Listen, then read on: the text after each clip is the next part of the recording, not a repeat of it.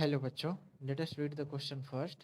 Find the equation of the planes mid parallel to the planes 2x minus 2y plus z plus 3 is equal to 0 and 2x minus 2y plus z is plus 9 is equal to 0.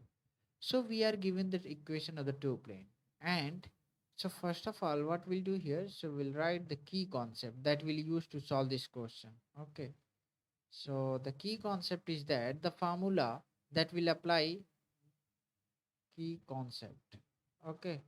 Suppose मान लीजिए हमारे पास एक plane की equation हो जिसको हम बोलते हैं पाई A x plus B Y plus C Z plus T equal to zero. कोई प्लेन की इक्वेशन हो और एक पॉइंट से X one comma Y one ये पॉइंट है और ये जेड वन, इससे डिस्टेंस डालते हैं तो डिस्टेंस क्या होगा यदि हम इस पॉइंट से उस प्लेन की डिस्टेंस को कैलकुलेट करें। तो हम जानते हैं A X one B Y one C Z one plus D हो जाएगा। और क्या होगा, अब ए एक्स और वाई और जेड के कोफिशिएंट का स्क्वायर कर देंगे, A square B square C square. ठीक है, और इसका हम ले लेंगे मॉड। ओके। अब क्या करते हैं कि मान लीजिए कोई भी एक प्लेन की इक्वेशन दी गई होती है और ये बोला जाए कि उसके पैरेलल प्लेन की इक्वेशन बताइए, तो हम जानते हैं उसका नॉर्मल वेक्टर जो होगा वो हमेशा सेम होगा। It means the only the constant value differs. मान लीजिए A x plus B Y plus C Z दिया हुआ है, तो हमें इसकी यदि पैरेलल निकालना होगा कोई भी इक्वेशन तो हम क्या करेंगे, सिर्फ डी की वैल्यू चेंज करेंगे, बाकी ए बी सी क्या होगा वो हमेशा सेम होगा। ठीक है, so let's solve. So first of all what will do here, so we are given the plane pi one, will define it by the pi one.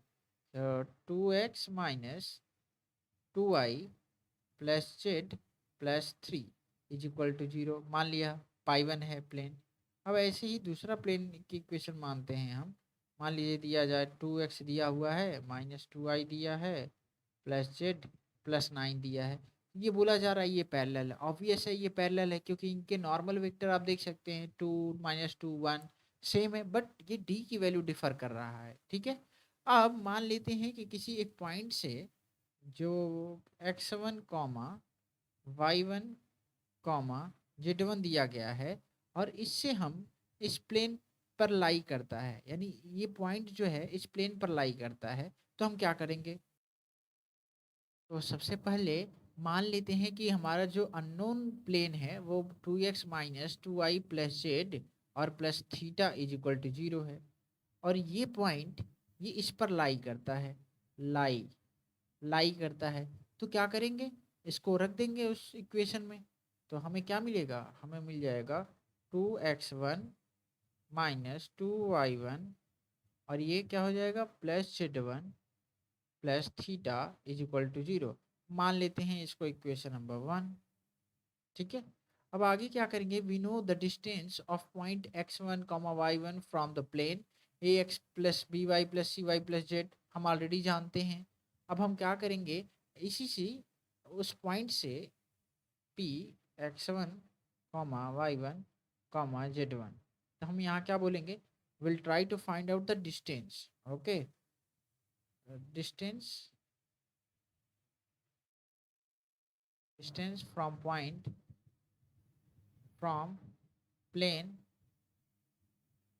Pi one. ठीक है, इस पॉइंट से पहले प्लेन पाई वन की distance निकालते हैं। ठीक है, तो कैसे निकालेंगे, तो डिस्टेंस क्या हो जाएगा, the distance will be, distance क्या हो जाएगा आपका, इस वैल्यू को हम क्या करेंगे उस पाई वन इक्वेशन में जाकर रख देंगे। तो पाई क्या मिलेगा हमें, हमें मिल जाएगा 2x1 minus 2y1 plus z1 और ये प्लस 3 डिवाइडेड बाई नीचे क्या हो जाएगा डिनोमिनेटर में, डिनोमिनेटर में हो जाएगा 2 स्क्वायर प्लस 2 स्क्वायर प्लस 1, यही वैल्यू होगी। अब हम क्या करेंगे, मॉड लेते हैं। तो let's take the mod of this value. तो मॉड ले लिया हमने। अब हम क्या करेंगे, सबसे पहले यहाँ से हम देख सकते हैं 2x1 minus 2y1 plus z1 plus theta है। तो यहाँ से वैल्यू क्या हो जाएगी, 2x1 plus minus 2y1 plus z1 is equal to minus theta रख सकते हैं हम। ठीक है, तो इसकी जगह पे हम क्या रख देंगे, माइनस थीटा। तो this value will replaced by minus theta क्योंकि यहाँ से आया वो। ठीक है, तो डिस्टेंस को हम मान लेते हैं स्मॉल डी मान लेते हैं और कैपिटल डी मान लेते हैं। Let's assume this as a capital D मान लेते हैं, ठीक है। अब हम क्या करेंगे कि यहाँ पे रख देंगे माइनस थीटा, तो ये हो जाएगा आपका माइनस थीटा प्लस 3 और यहाँ क्या हो जाएगा √9, और √9 की वैल्यू क्या होती है 3 हो जाएगी, ठीक है। अब सिमिलरली हम क्या करेंगे, यहाँ हमने क्या किया था, पॉइंट पी को रखा था पाई 1 में, डिस्टेंस निकाला था। अब पॉइंट से पाई 2 की डिस्टेंस निकालते हैं। अब ये जो पॉइंट है x1 y1 z1 से डिस्टेंस निकालनी है किसकी, प्लेन पाई 2, ठीक है।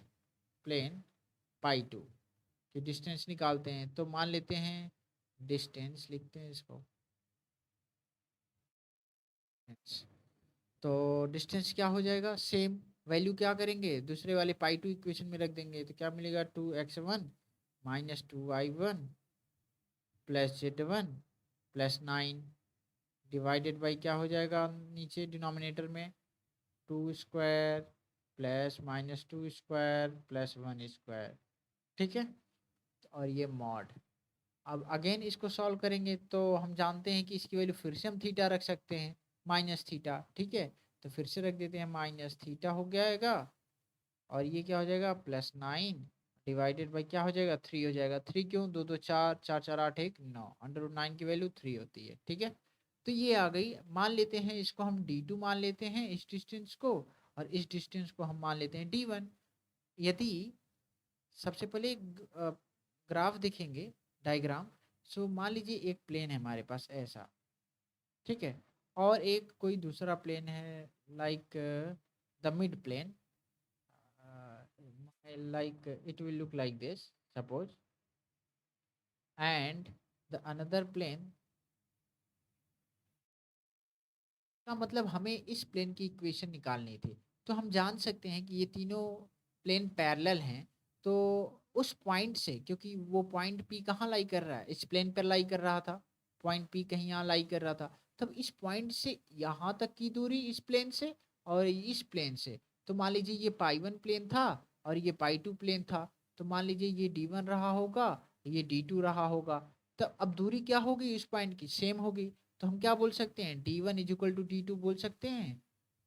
d1 is equal to d2, obvious we can say the d1 value is equal to the d2 value. So let's equate both value. तो d1 की वैल्यू क्या था, हम निकाला था माइनस थीटा प्लस 3/3, ठीक है। सिमिलरली d2 की वैल्यू क्या था, हमने माइनस थीटा प्लस 9/3 निकाला था।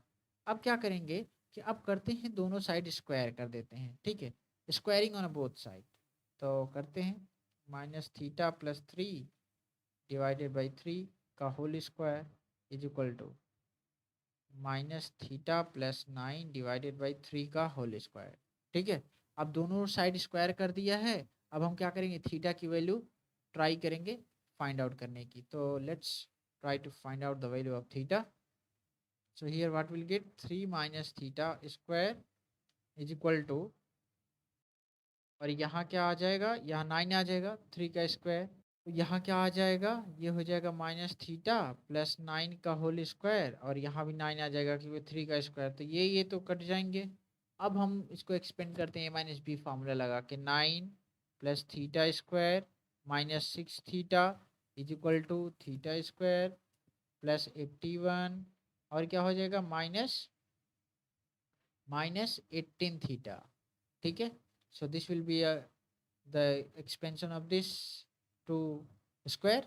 सो अब क्या होगा, यहाँ पर हम देख सकते हैं कि थीटा स्क्वायर है, तो थीटा स्क्वायर की वैल्यू तो थीटा स्क्वायर से कैंसिल हो जाएगी, और 18 थीटा को इधर भेजते हैं, तो 18 theta 18 theta minus 6 theta is equal to 72 हो जाएगा, 981 माइनस 972, और यहाँ से आ जाएगा 12 थीटा, 12 थीटा बराबर 72।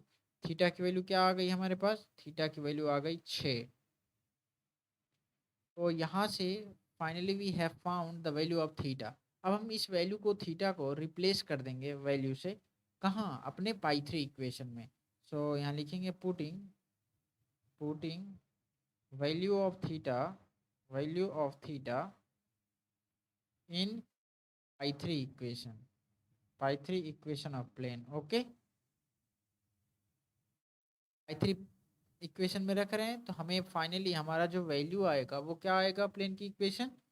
सो will get the final the equation of the plane as